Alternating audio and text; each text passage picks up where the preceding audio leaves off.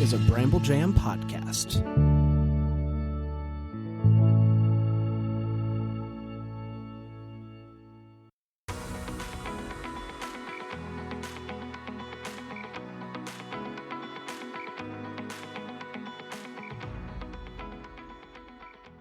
Welcome to Girls Gone Hallmark, a Hallmark review podcast. I'm Megan, and I'm a longtime Hallmark fan. I'm Wendy. I'm a former Hallmark hater. On today's episode, we are discussing Hearts Around the Table, Shari's second act, which originally premiered on the Hallmark Channel on Saturday, March 29th. You can currently find it streaming on the Hallmark Plus streaming platform. Hey, hop on over to Instagram. Give us a follow. We are Girls Gone Hallmark. Hey, if you are looking to join a Facebook group to talk about your Hallmark obsession, hey, we have one. And it's filled with super cool people who know their stuff about Hallmark and have some opinions, but it's not toxic by any means. It's a nice group. Yeah, so come give us a join. It is Girls Gone Hallmark in Facebook groups. This is your reminder to send us your thoughts and opinions on all things Hallmark or Girls Gone Hallmark via email, girlsgonehallmark@gmail.com, or you can leave us a voicemail to possibly be played on a future listener mailbag episode.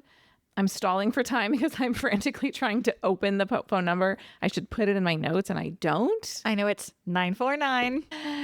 It is 949-329-8090. It's a pretty easy phone number to remember. I know. I was able to pick, and so I picked because I thought it looked memorable. I have questions. Did you try to come up with some sort of... I did, but it was too in the weeds, and I just thought this is not worth 1-800-GGH. Typical Megan. I'm sure. I think I was out of town. You were. Because we're launching a can we talk about it here?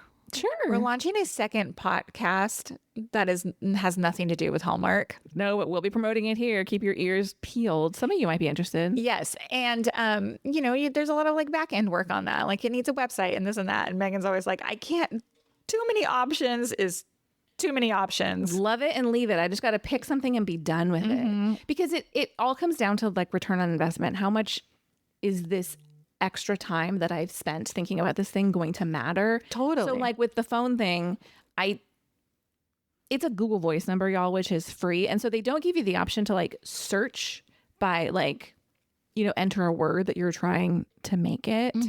And then it was too much for me to try and reverse engineer. Sure. So you just get numbers, y'all. But those numbers are easy to remember. My brain so. is just not, it's out of working form. I don't remember phone numbers anymore.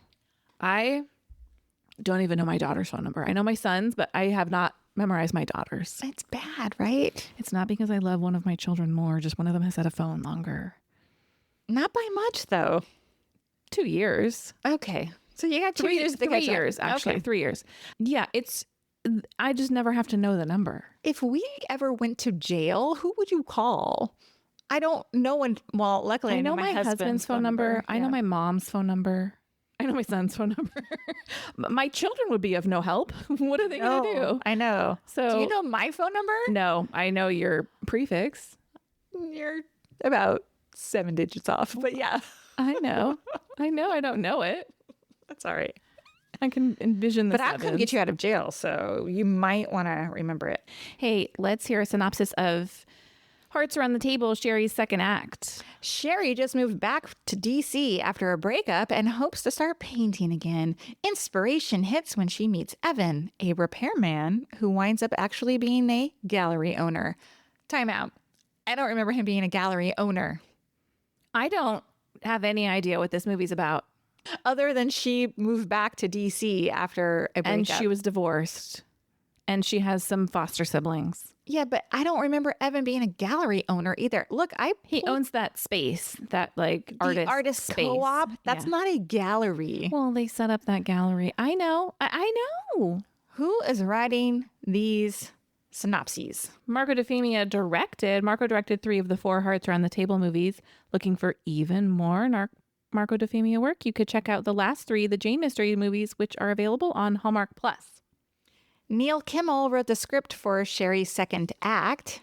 She will go on to write the next 2 Hearts Around the Table movies. Her previous scripts include several of the Jane mystery movies, Jazz Ramsey, a canine mystery, as well as a handful of other Hallmark-esque movies. Michelle Morgan stars as Shari. Michelle is a Daytime Emmy-winning actress for her role as Amanda Sinclair on The Young and the Restless, where she has appeared in 802 episodes. She has a vast resume of projects, including Chicago Med, as well as a 2012 appearance in the series Beauty and the Beast.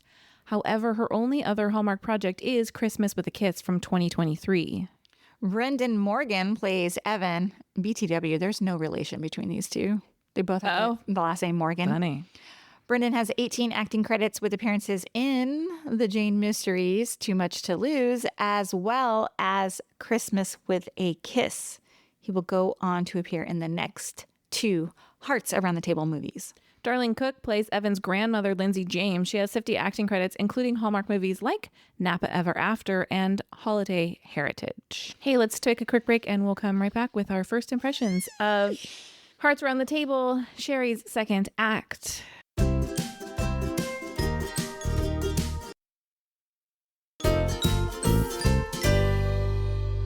Hey, Wendy, what was your first impression of Shari's second act? Well, all the good things I said about Hearts Around the Table, Jenna's First Love, stops there.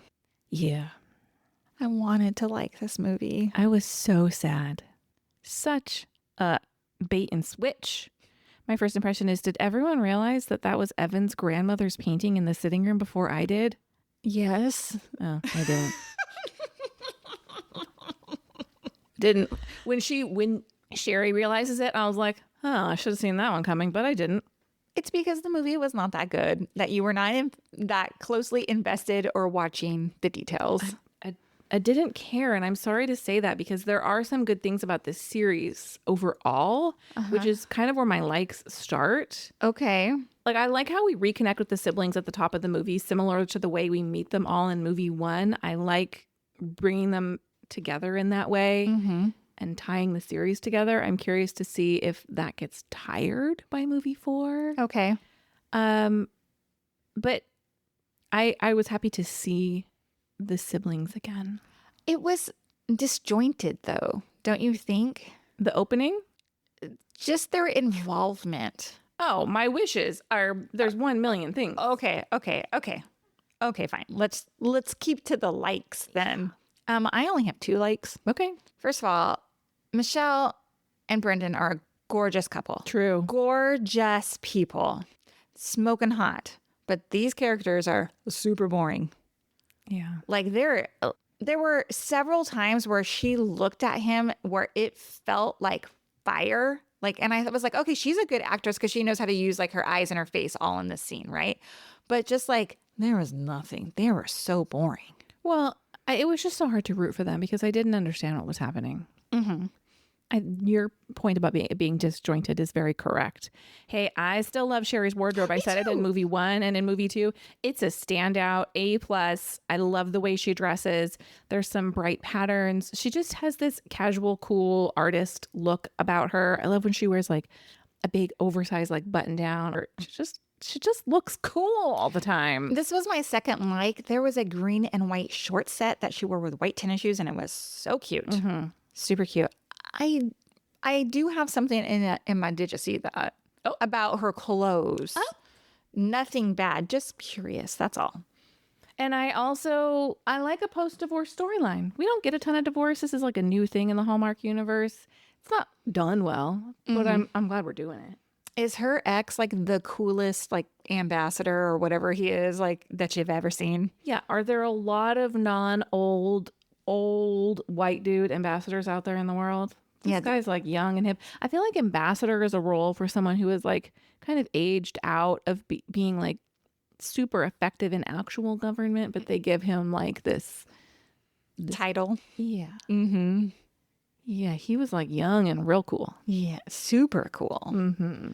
And the one scene that they show with him where he's like on the phone with her, it kind of felt, I was like, oh, I've met a dude like this before. Like he was like almost playing with her a little bit. Yeah. You know what I mean? Like, yo, you're divorced. Yeah. Don't now be flirty and cute. Yeah. And you're divorced for reasons that have to do with you. Yeah. Do you have any other likes? I'm ready to talk wishes. Okay, me too. You can go first. Okay, this feels like a case of two people pleasers not being able to have a conversation. Like, what is their actual conflict? What are they fighting about? Does anybody know? Does anybody know what these people are mad at each other about? Because What were they mad about? I don't recall. when they finally get together, they have all this talk about like, I need to take it slow. I can't rush into anything. I'm just out of a relationship. And he's like, we can take it slow, no problem. And then boom, she's introducing him to the family and she's like, this is my muse, my best friend. My I'm muse, like, lady, yeah. it's been 2 weeks. You wanted to take it slow and now you're all in. What is it? Mm-hmm. Look, it's okay to be confused post-divorce. Like, say like you're in a marriage where like you're not really seen or appreciated, and then you get divorced and you're like, I'm gonna take it slow, and then you have like a dude who's like hot and like into you and wants to see you, Yeah. but you're like, I still want to take it slow. Like it's confusing. So like that's interesting. It just wasn't developed enough. No, you don't think so? I don't think it was developed at all. No, I agree. But do you know why I think that is the case? Tell me. We spend entirely, as much as I love the siblings, there's way too much of them in this movie. Why is there so much Josh and Kyle in this movie? This isn't Josh's movie. Why do we have this whole storyline? I setting up for movie 3, babe. It's too much. It's Shari's movie. Give her a moment. I know, but they were in it equally-ish in the first don't movie, think and that so. was Jenna's movie. I don't think so. Well, I think it makes more sense if they were just focusing on the Sunday night dinners. Yeah. That would make sense where they would be around, Uh-huh. and not unlike the everyday. Yes, this phone is a good point. calls. Like, use the Sunday night dinner as a way to like reconnect. We learn what's going on with them. We get hints about like Kiki's food truck, and maybe Shari herself visits Kiki's food truck, but we don't need Kiki's food truck existing on its own. Maybe Shari has some involvement with Josh and Kyle, but we don't need Josh and Kyle existing on their own outside of the Sunday night dinner. Or Kyle's story. Like that should be in Josh's Yeah, I movie. agree. Or he could be discussing it. But, like we had, what's their other teenager? Rory. Rory kind of made sense because in the first movie, I'm making all these hand motions. Jenna was involved in Rory's ultimate resolution. Yeah. And so to me, it made sense to have that involved. I just thought with a movie where I don't understand what's going on, like I don't really understand. They're constantly mad at each other. Like one's pulling back, then the other one's pulling back. And then it just seems like we could have used that time for more character development. I agree. I absolutely agree with all of that. It was kind of all over the place and did not make sense. Yeah. For me, I thought the writing and the script was remarkably different from the first movie. Yes, different writers. Mm-hmm. I was really disappointed overall because I loved the tone and the pace and the messaging in that first movie. Mm-hmm. Like it shocks me in that first movie how much I liked it. Yeah. This one super fell flat in comparison. Mm-hmm. And I don't want to be like, that writer was good and this writer is bad. I think maybe this movie series didn't need to be made into 4 movies. Maybe we could have just left it Hearts Around the Table, that first movie, and it'd be done. Yeah. There was some dialogue in this movie that it made me chuckle and not in a good way. When Evan is talking about the artist co-op space, like she's there. I can't remember. This is not their first scene, but the kind of the second scene, he's like doing some work in the space. And he's like, yeah, it was my grandfather's or whatever. And this is what he said. He wanted to create a place where artists could be creative. I was just like, groundbreaking. Like, what is this? Don't say. What is this writing? Yeah. Like, feels so surface. There's nothing there. There's nothing deeper between there's no messaging. Like, I thought the first movie had all this wonderful messaging. If you remember, I was like, man, they gave some great like parental advice in this movie. There was none of that in this. Also, what is the freaking timing of this movie? I don't know. We're post Jenna, right? Mm-hmm. But I don't even remember if Shari in the first movie was like, I'm getting a divorce and I'm here. Oh, yeah. Like, I don't know. Yeah.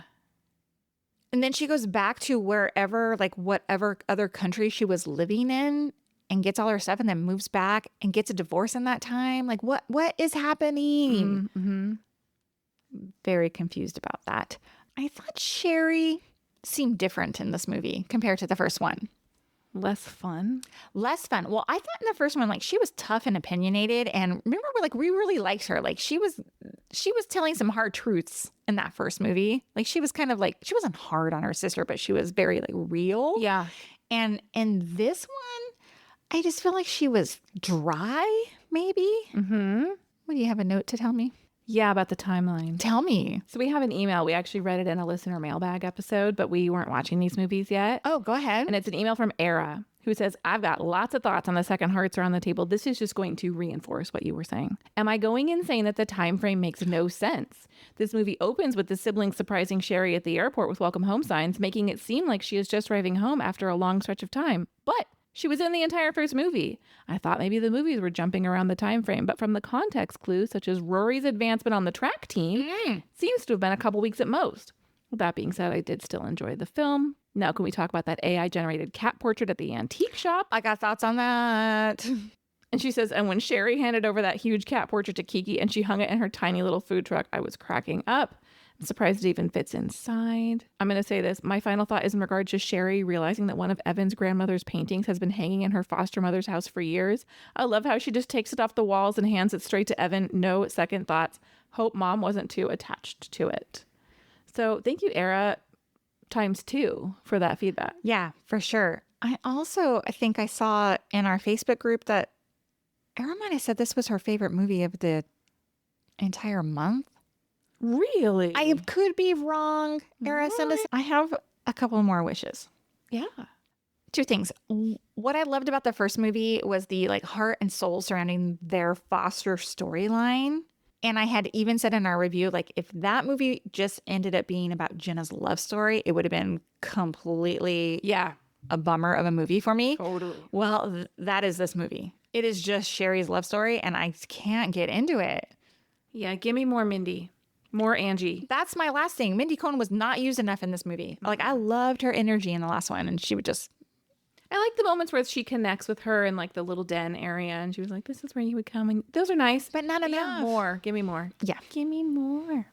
Do you have any more wishes? No, let's talk. Did you see that? Okay. I just have one. Let me hear it. Is the letting go cake the Hallmark equivalent of the hear me out cake? Do you know what a hear me out cake is? No. This is the sign of being chronically online. A hear me out cake. Have you seen a college rejection cake?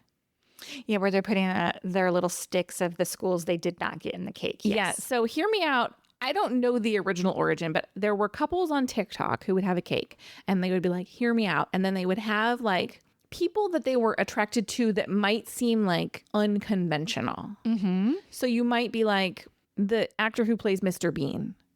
You know what I'm saying? Like there's something about him that hear me out. And then you just put that on the cake. Mm-hmm. Or it would be like, hear me out, Jessica Rabbit. Sure. I get it.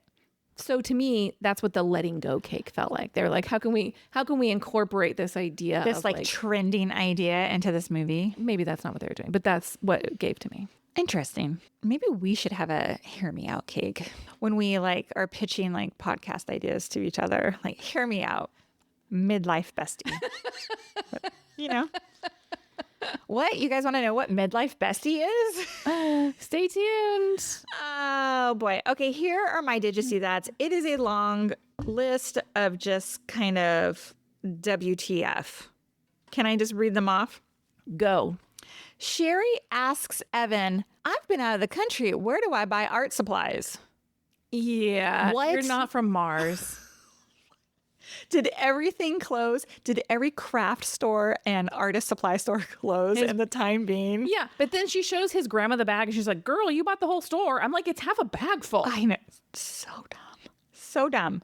I did think it was a good way for Shari to like hang out with Evan. Like I thought, Yeah. okay, girl, if you want to hang out with him, this is a great way. My next thing is Josh's student that he's helping run track, Kyle. He says, as if. And I was like, that's from my teenage generation. Yeah, thank you, Alicia Silverstone. Yeah, I was like, no, he would never say that. My kid would never say that. It just reminded me 100% off topic. My daughter was like, what movies did you like when you were in high school? Because she's like looking for movies to watch because she likes like the 10 Things I Hate About You vibe. I'm like, you need to watch She's All That just because she would like that. But she needs to watch Clueless. Oh, yeah. And they're making a reboot of it. Oh, they are? Yeah, I'm sure it's going to be terrible, but...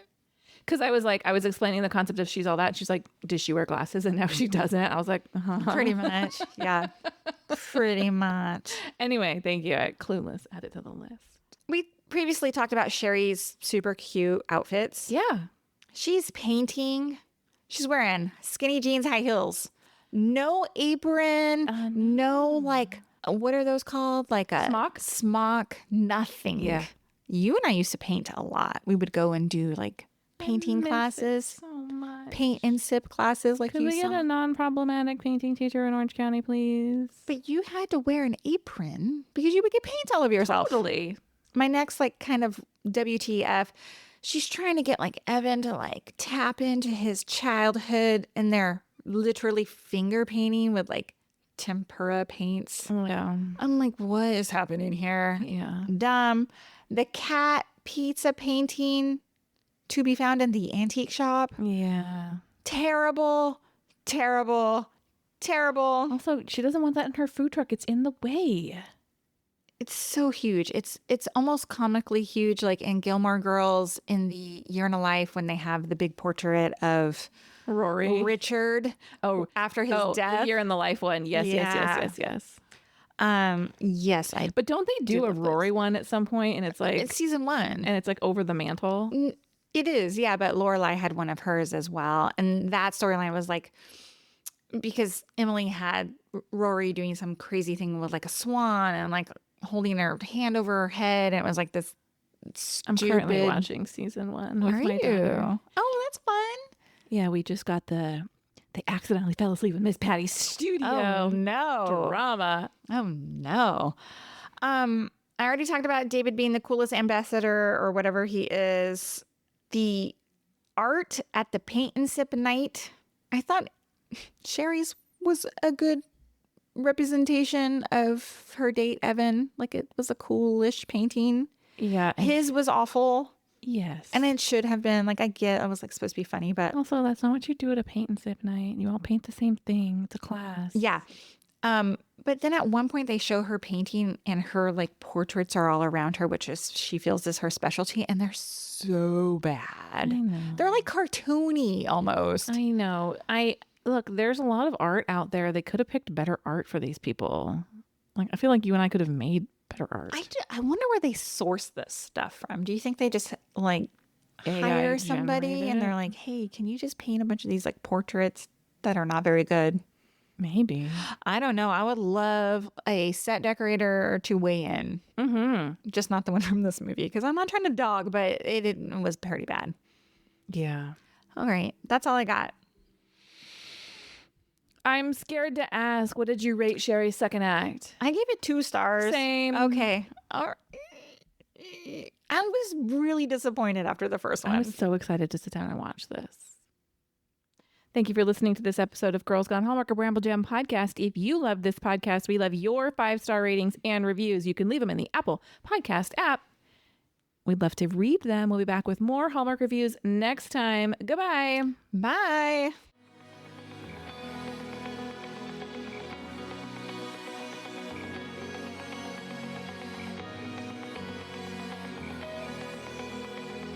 All right, friends, before we go, just a quick heads up. You're about to hear some ads. These little gems help us keep the show running and the Hallmark love flowing. So do with that info what you will. Grab a snack, hit the skip button, or maybe, just maybe, listen in and discover your new favorite product. Bye.